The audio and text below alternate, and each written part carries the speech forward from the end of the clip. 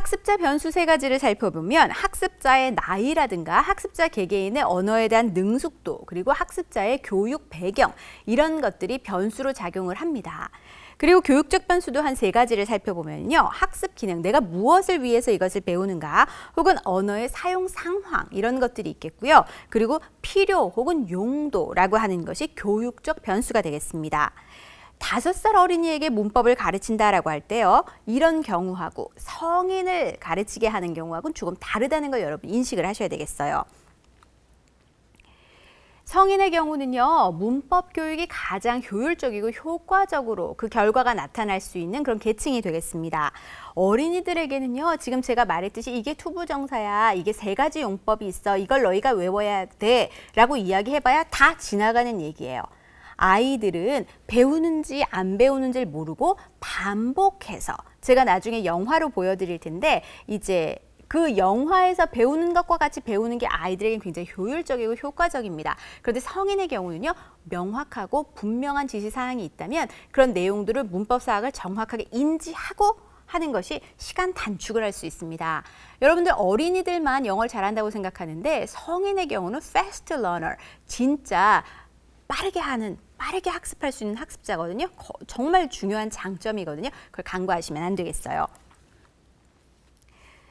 문법에서는요, 여러분 세 가지 개념을 이해하시면 되겠습니다. 이것도 역사적인 흐름과 같이 가는데 형식 위주, 그리고 의미 위주, 형식 초점.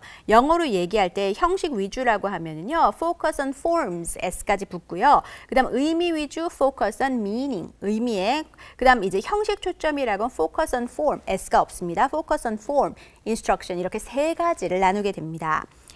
1990년대 이후 문법 흐름까지 살펴를 보면 이제 1970년대 이전 문법 번역식 교수법이 풍미를 했던 그 시기를 살펴보면 문법 번역식이든 청화식 교수법이든 외국어 교수 방법론에서는 의미라고 하는 게 별로 중요하지 않았어요. 문법 매우 중요했어요. 지적 능력, 무언가를 정확하게 파악을 하고 그걸 번역하기 위해서는 역할이 매우 중요하거든요. 형식 위주였어요. Focus on forms, instruction이 풍미했습니다. 이제 70년대와 80년대 넘어서서 의사소통 중심 이러면서 갑자기 의미가 뜨고 의사소통이 뜨면서 이제 갑자기 뭐랄까 반증 있죠? 거기에 대해서 이제 반대되는 그런 의견처럼 이번에는 거의 문법을 약간은 도외시하는 면들이 생깁니다. 의사소통만 되면 돼. 좀 틀려도 돼. 의미만 소통되면 돼. 라고 해서 focus on meaning, 의미에만 중심을 주던, 그죠? 거기에다만 아주 강조를 했었던 시대가 있습니다. 역사적으로. 정말 순수한 의미의 의사소통인 거죠. 그러나 이제 1990년대 이후에는요, focus on form instruction이라고 해서 사실은 형식 위주와 의미 위주의 약간 중간 접점을 찾았다고 여러분이 보시면 될 것 같아요. 내용 중심 교수법이라든가 특히 과업 중심 교수법으로 넘어가게 되면 문법과 의미가 동시에 중요하다라는 걸 강조하기 시작합니다. 특히 형식 초점 지도에 대해서는 몇 가지 제가 말씀을 드리자면 특히나 정말 중요한 것이 비명시적인 방법.